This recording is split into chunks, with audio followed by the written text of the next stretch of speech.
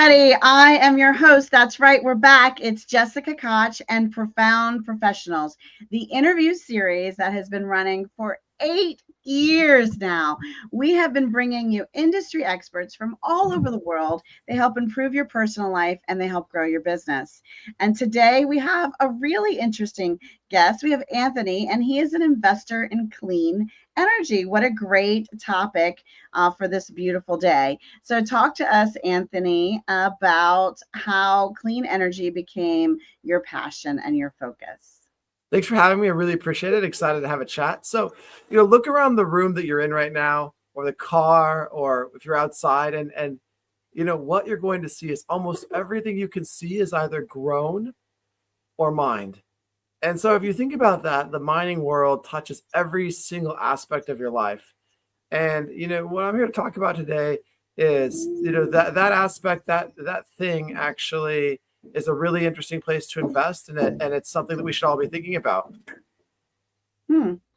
And what made you decide that investing in this space was right for you? I mean, I realize everything around us, you made the comment there, but I mean, there must have been a turning point. Is this what you've always done? Did you do something before that?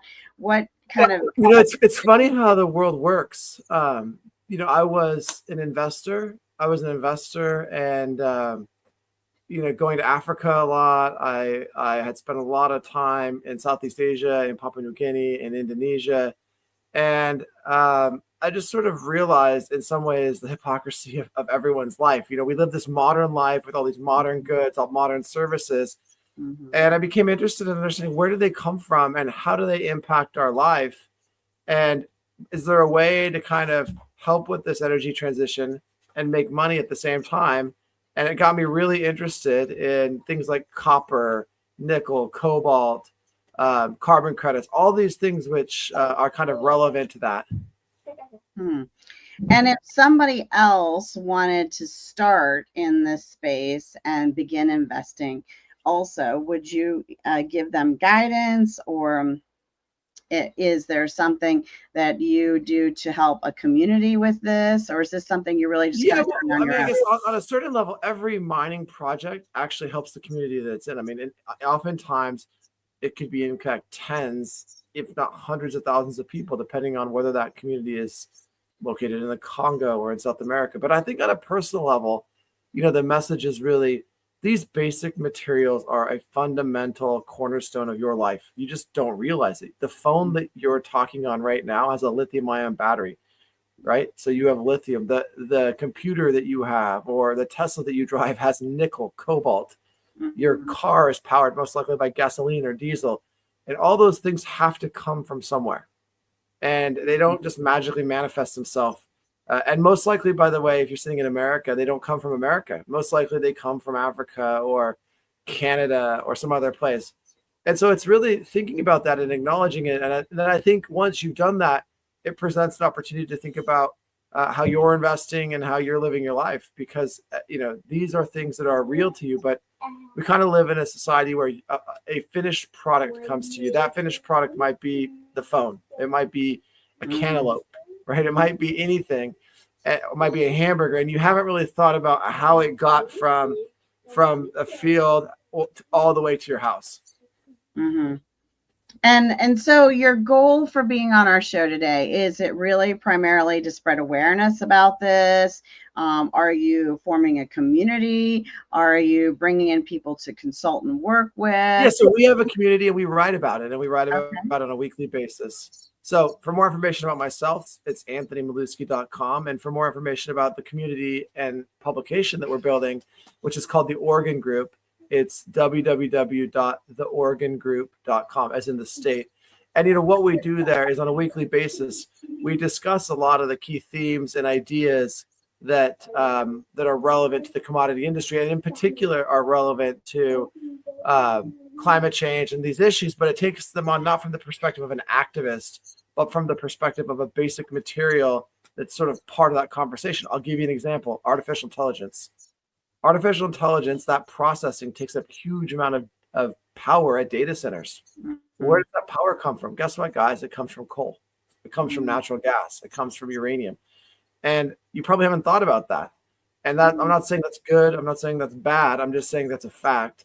And there's a lot of ways to invest and make money as you think about that and as you go through your life. And it's probably just something that you don't think about. And I will give my standard disclaimer. We are not giving you financial, medical, or legal advice. Nope, not at all. Go seek an expert, talk to a financial planner, talk to an attorney, talk to someone before you make any money moves or decisions for anything with you and your family or your business. But we want to share with you Anthony's wisdom and what's worked for him and his perspective. These are simply opinions. You have to go out there and do all the homework. So yes, Anthony, I have to give that out there as we are live streaming amongst the world. No. And by the way, I think you're right. I'm really trying to kind of draw awareness to these points because it is such a critical aspect of everything we do. And on the Oregon group, what we do is we talk about that. We talk about that on a weekly basis. Once again, we're not giving investment advice either, but we're helping to raise awareness to these issues, which I think issues is the wrong way, but these facts is maybe a better way to think about it, that are really our life.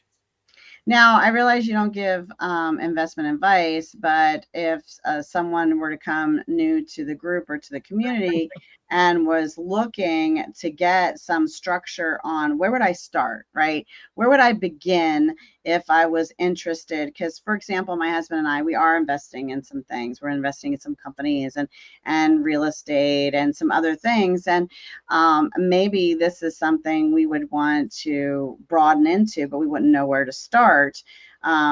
Is there a place to get some of that guidance and support?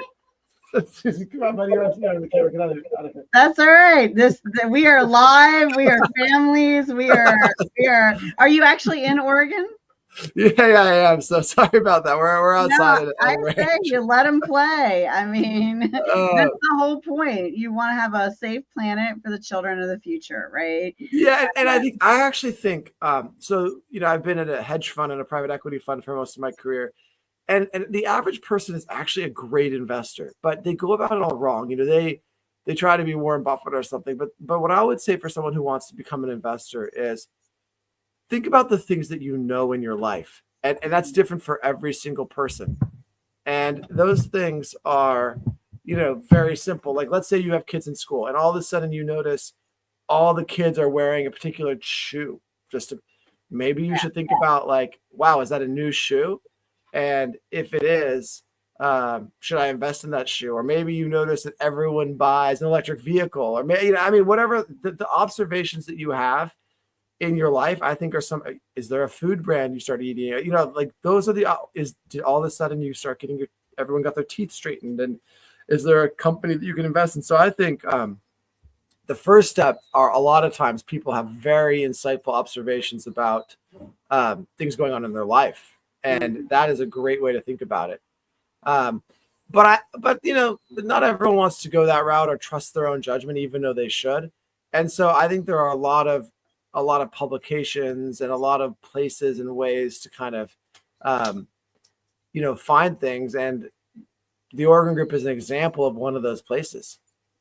Okay, well, we'll make sure that they get there. Now, what about, we've actually kind of the whole conversation has been one giant tip after another, but I'm going to put you on the spot for something very specific. Could you give us a specific tip? And don't worry, he is the entertainment in the background. Just let it, live, just let it roll. He was born to be on camera, so. Sorry about that. There you go. I think first of all, I'm just thinking about it. It's really about education and always, doing what you're comfortable with in terms of investing. And in particular, it's about knowing your limit, because remember, investing in anything is risky, right? Yes. And you should never, sometimes people view investing like as a get rich quick scheme, and this is not investing. This is gambling, and going to Vegas is gambling. And so because you're not going to like let's say that there's a hole in your financial situation. You shouldn't go into some investment thinking, oh man, I'm gonna save my house, I'm gonna buy this car, because that is gambling. That's not investing. Investing, you should have a time horizon, a decade. You should have this money should be something that that you don't need immediately, that you can also sort of sit through the ups and downs of the market, because on any given Wednesday, the market can be up or down. And so it's really about having a time horizon that works for you. And it's about really understanding what you're doing and making sure that you're investing and not gambling, because those are two very different things. And by the way, if you have the money and you want to speculate on certain types of stocks, there's nothing wrong with that. But I think it's really, in the first instance, knowing what you're doing and then doing it. Yeah. So again, we are not giving you personal financial advice. Yeah, no, for sure. That's what I'm saying. You got to do what's best for you. Yeah, this is really good tip, because what I'm hearing is a much of the philosophy my husband and I take. And we go from the perspective of, if we don't, if we can live without this lump sum of money, we kind of look at it as, here's our monopoly money. Here's the money we're willing to play with. And if it's gone, it's not going to harm our family, and we're not going to feel devastated or great loss. So we'll take this bit of money and say, okay, this is our investing dollars. And so we can put it here, and we can put it here, and we try to spread it around. We have 3 or 4 different things we're in right now. And that way, that monopoly money doesn't all go away all at once, right? If one thing does go wrong, we have 3 other things that this money has been divided in the pot of. And essentially the money itself, we've kind of disconnected ourselves from, right? Where also, you really should seek a financial advisor. I'll give you an example. Like, there are much more tax efficient ways to make certain kinds of investments. And so, if you've never invested, like, at all, and I'll give you an example. My mom was retiring and she was asking me about her 401k. And I said, you should really go see a financial advisor, because that individual, will give you a survey. They'll walk you through a bunch of questions, because, you might think your risk tolerance is one thing, but it's really another, and put a plan forward for you. And that's maybe a really great starting point for a lot of people who don't know. And sometimes you don't really know yourself, and taking this survey is important.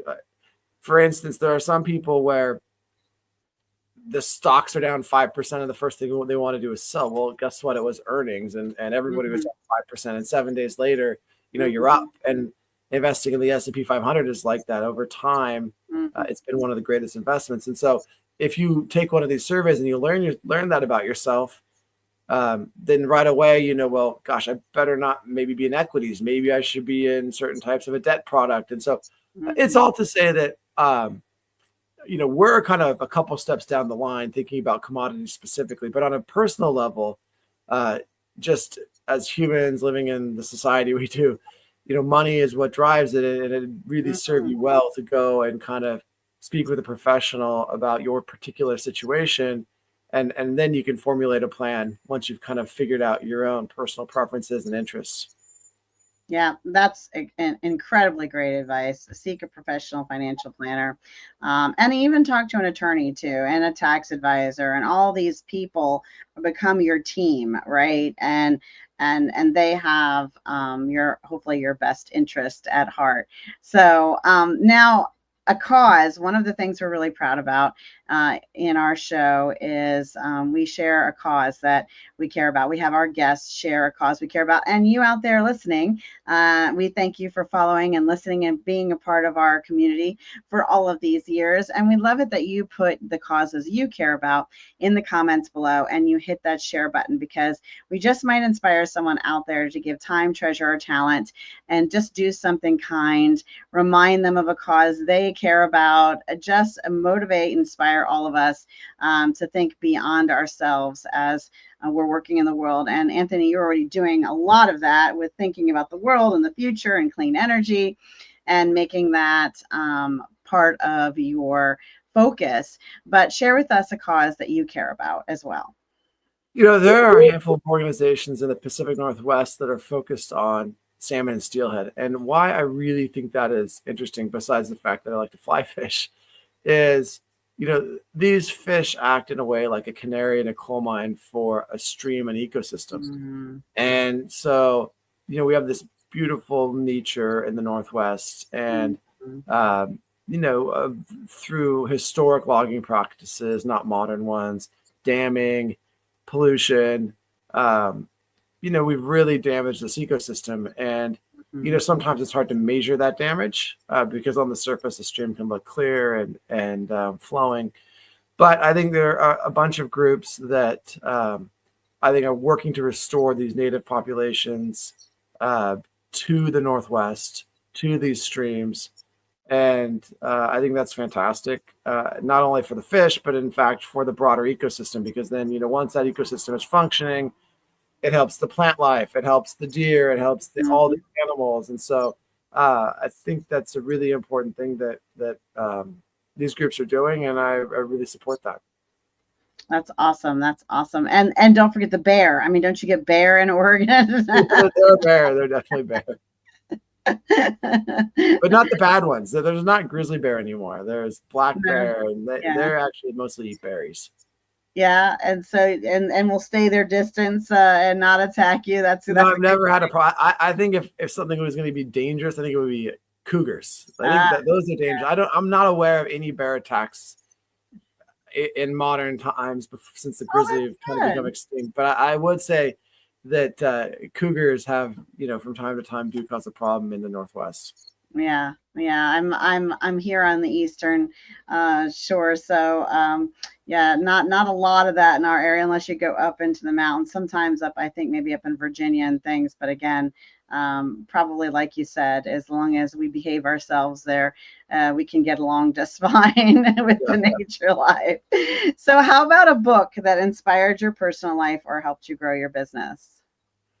So I was thinking about this a little bit. There's so many books that at different times relate to you. And by the way, when you reread a book at a different age, it has a different meaning to you. So, but I was kind of trying to think of something different instead of picking like a classic investing text. And I was going to say On the Road by Jack Kerouac. And, just the free spirit of that book. And I know there are a lot of different themes in it, but I remember reading that first in high school and then again later in college, and really kind of feeling empowered to sort of just go your own way. I love that. I haven't read that book, so I think it's something I should pick up. Yeah, you should. It's like one of the classics. Beatnik kind of guy makes his journey across America on a train. I mean, it's it's from a different time, but it's a great book.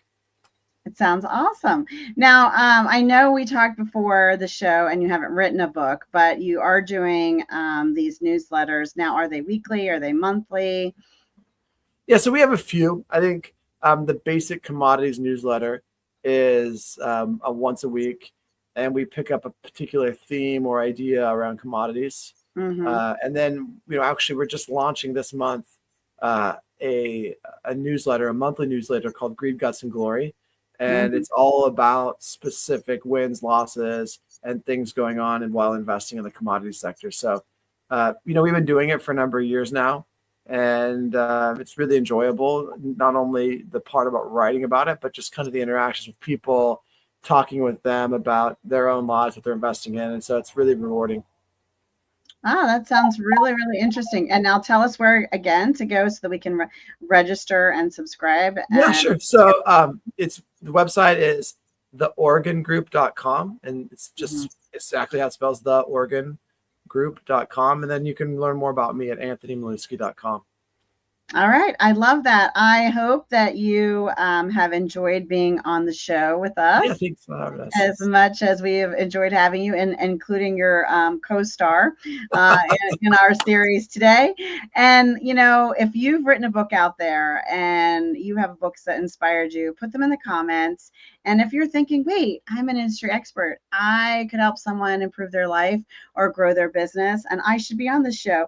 Well, I totally agree with you. Reach out and our team will give you the steps and directions on what you can do next to be featured here on Profound Professionals. Now, before we close out and say goodbye to everyone, Anthony, I would love for you to give us a final thought, a piece of information or inspiration as we go today.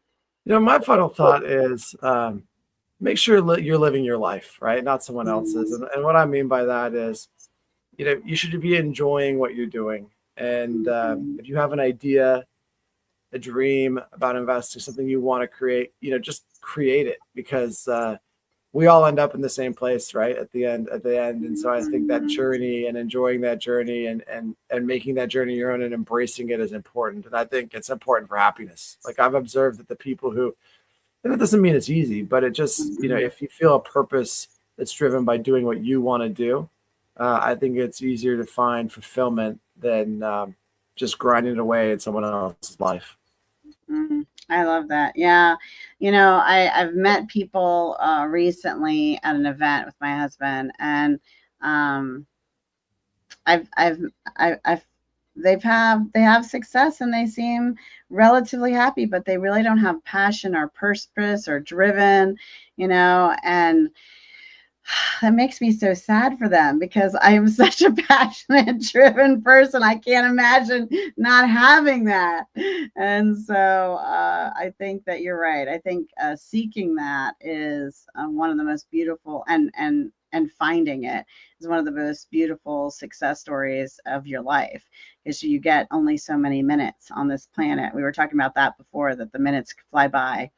Very quickly, very quickly. Well, it has been great, Anthony, to have you on the show. Well, thank you for having me. I really appreciate it. It's been our pleasure. And we have loved having all of you out there sharing, commenting, and participating. I'm your host, Jessica Koch. This is Profound Professionals. Until the next show, be kind to yourselves out there and be kind to each other. Bye, everybody. Bye.